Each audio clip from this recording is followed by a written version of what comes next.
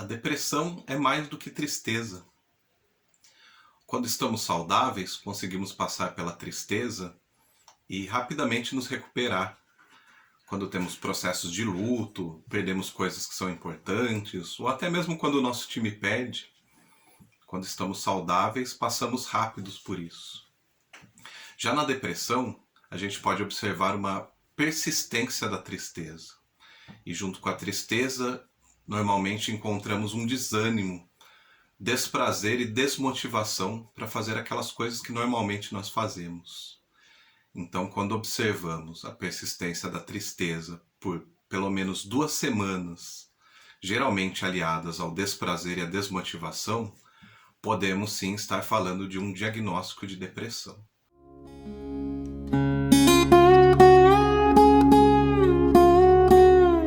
A depressão não é preguiça.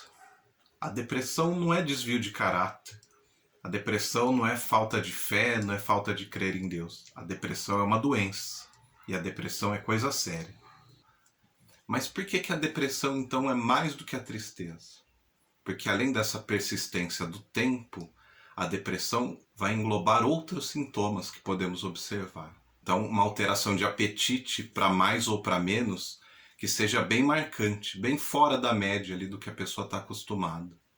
Alteração também com o sono, ou a pessoa desenvolve insônia, ou ela passa a dormir por longos períodos, ocupa boa parte do dia dormindo e mesmo assim acorda com a sensação de não ter descansado.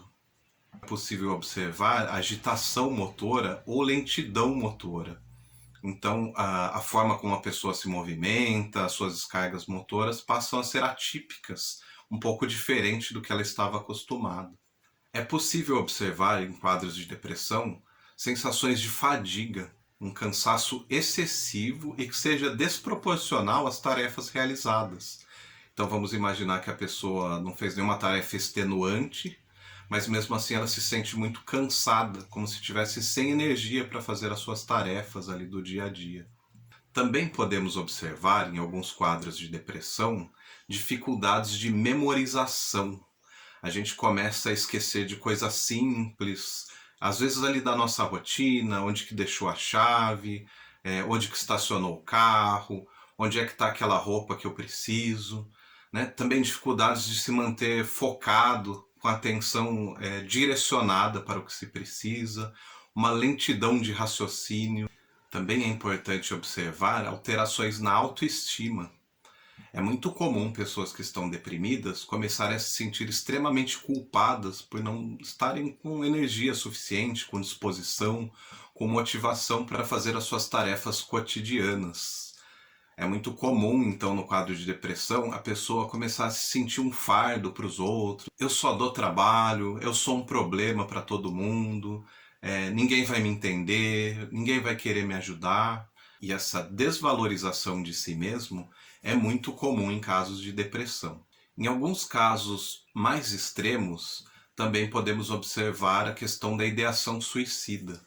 Então, muitas vezes, a pessoa começa a ter uma ideia diferente sobre a morte.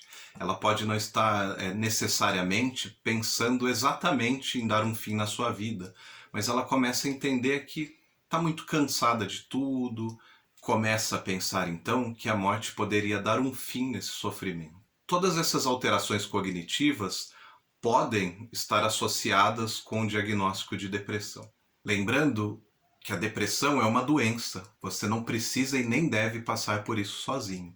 Então busque ajuda profissional. Um diagnóstico de depressão é fechado quando há persistência de pelo menos 2 semanas da tristeza ocupando a maior parte do dia, acompanhado do sentimento de desprazer e desmotivação, aliados a alguns desses outros sintomas que eu listei. Mas é importante salientar que para um diagnóstico de depressão não é possível se fazer de forma laboratorial, através de um exame de sangue, ou de um exame de imagem, por exemplo, ou mesmo de um quiz de internet. Até mesmo o intuito desse vídeo é te ajudar a se organizar e se orientar para buscar ajuda profissional. O profissional indicado para fazer um diagnóstico de depressão é o psicólogo ou o psiquiatra. O quanto a autoestima interfere num quadro depressivo? A autoestima tem tudo a ver com o quadro depressivo. Muita gente acredita que a autoestima está relacionada à quantidade de elogios que você recebe, o quanto as coisas que você tem são cobiçadas pelos outros. E não é exatamente assim. A gente pode pegar, por exemplo, uma pessoa que não seja muito abastada, que não tenha muito dinheiro, que não seja muito bonita, né? Não estabeleça pelo menos esse padrão de beleza social que a gente está acostumado. E mesmo assim, essa pessoa ter uma vida plena, ter uma vida feliz, consegue se relacionar com as pessoas que ela gosta, consegue, através das posses que ela tem, desenvolver a sua vida a contento. E a gente pode pegar pelo outro extremo alguns artistas famosos que acabam desenvolvendo depressão.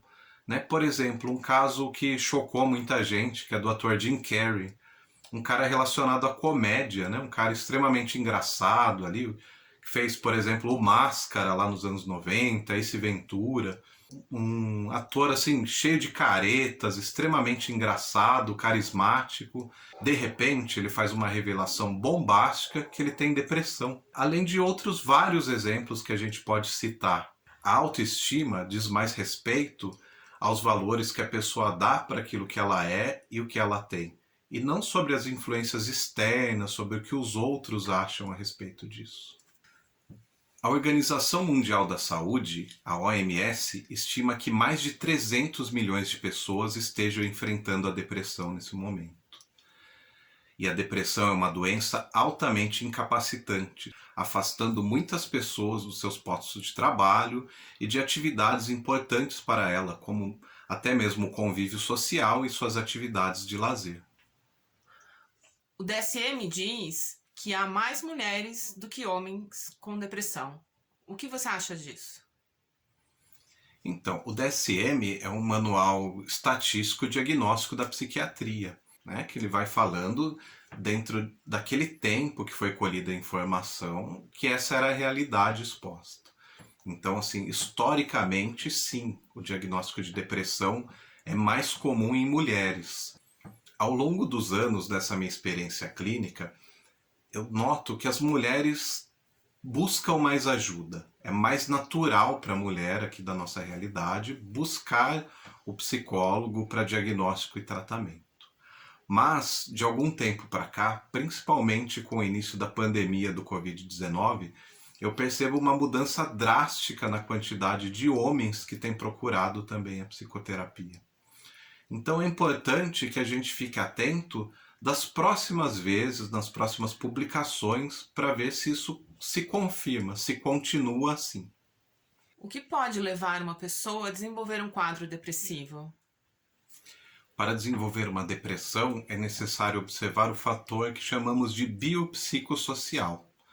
Essa tríade, então, vai ser relacionada à biologia, ou seja, ao próprio físico, o próprio corpo da pessoa, como a sua herança genética, né? Então, as questões hereditárias, se tem alguém na família que já teve depressão, pode ser um fator de risco para que se desenvolva a depressão. Mas não é um fator eliminatório, tá? Não necessariamente a gente precisa ter um quadro na família para que se desenvolva a depressão, mas é mais comum nesses casos. Também questões psíquicas são assim relativas às formas como nós processamos os nossos sentimentos, os nossos pensamentos, como que a gente lida com situações difíceis da nossa vida. E a questão social, ela pode ser determinada por situações como, por exemplo, pessoas que vivem em um país de guerra, pessoas que passam privações de condições básicas da vida, como alimentação, sono, segurança, também questões de traumas, situações muito fortes e marcantes que a pessoa pode ter vivenciado, podem ser marcadores para o desenvolvimento da depressão. Quero deixar claro que o intuito desse vídeo é te ajudar com alguns sinais para que você possa entender, né, se pode ser um sinal de depressão, mas que é importantíssimo, se você está passando por isso ou conhece alguém que está passando por isso, que procure um profissional que te passe segurança, que saiba realmente te ouvir e te ajudar, tanto com o diagnóstico quanto o tratamento da depressão.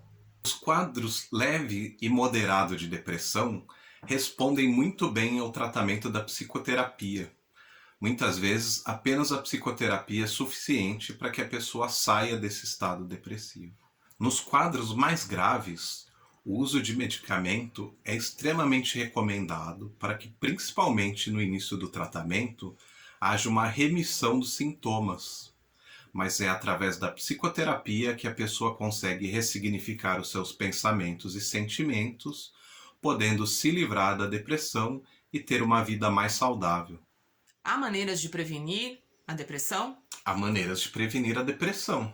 A gente não pode dar garantias, né? Mas cultivar bons hábitos pode sim ser muito importante para prevenir a depressão e muitas outras doenças. Entre esses bons hábitos, a rotina de sono. Então, quando eu falo de rotina, é dormir mais ou menos sempre no mesmo horário, acordar mais ou menos sempre no mesmo horário, tentar ter qualidade desse sono, né? Então, dormir por pelo menos 7 horas pode ajudar demais na nossa regulação fisiológica. A prática de exercícios físicos com regularidade, tá? Então, mais do que a intensidade, do que achar que tem que fazer um exercício extremamente forte, intensivo, é regularidade, né? Para quem é sedentário, não está acostumado, que comece com pelo menos 15 minutos de caminhada no dia, que vai estendendo para pelo menos 30 minutos. Mas é importante ele estar fazendo ou todo dia, ou pelo menos a maioria dos dias. De preferência, para fazer esses exercícios, é importante se expor à luz do sol.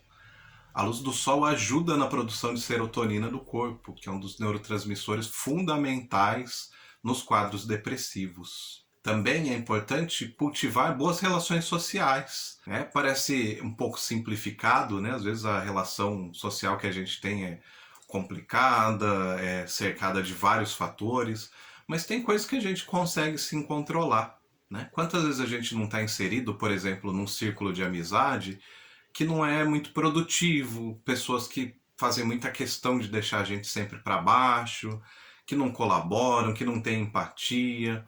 Ou quando a gente está inserido num posto de trabalho também, que a gente sente que a cobrança é muito desproporcional, que não há respeito. A gente sempre fica um pouco fragilizado na sensação de precisar do trabalho, mas a gente sempre tem que pôr na balança, né, e ponderar direitinho para ver se isso não está tendo uma influência também naquilo que a gente está sentindo. O que a gente pode fazer para ajudar? Ou melhor, o que não se deve fazer ou falar para alguém que tem depressão? Essa pergunta vale ouro, essa pergunta é excelente. Acho que é muito importante e é muito comum a gente ouvir falar assim, quando a gente vê alguém com depressão, a gente não sabe como lidar com isso, a gente tende a falar assim, isso não é nada, isso vai passar. Então a gente desvaloriza uma tristeza que está se perpetuando ali, que a pessoa não consegue ressignificar, não consegue passar adiante. Tá? Então jamais a gente deve diminuir o que o outro está sentindo. Né? A gente não deve também relacionar o quadro da pessoa com preguiça, falta de vontade, falta de fé. É muito importante ter uma escuta realmente empática, oferecer auxílio no sentido de eu estou aqui para o que você precisar. Você precisando falar, eu imagino que você está sofrendo, eu imagino que está sendo difícil, mas nós juntos podemos passar por isso. Eu vou te ajudar a superar. Eu sou Reginaldo Iobi, psicólogo. Se você tem interesse por outros temas de psicologia, psicanálise e neuropsicologia, se inscreva no canal para receber em primeira mão os nossos conteúdos.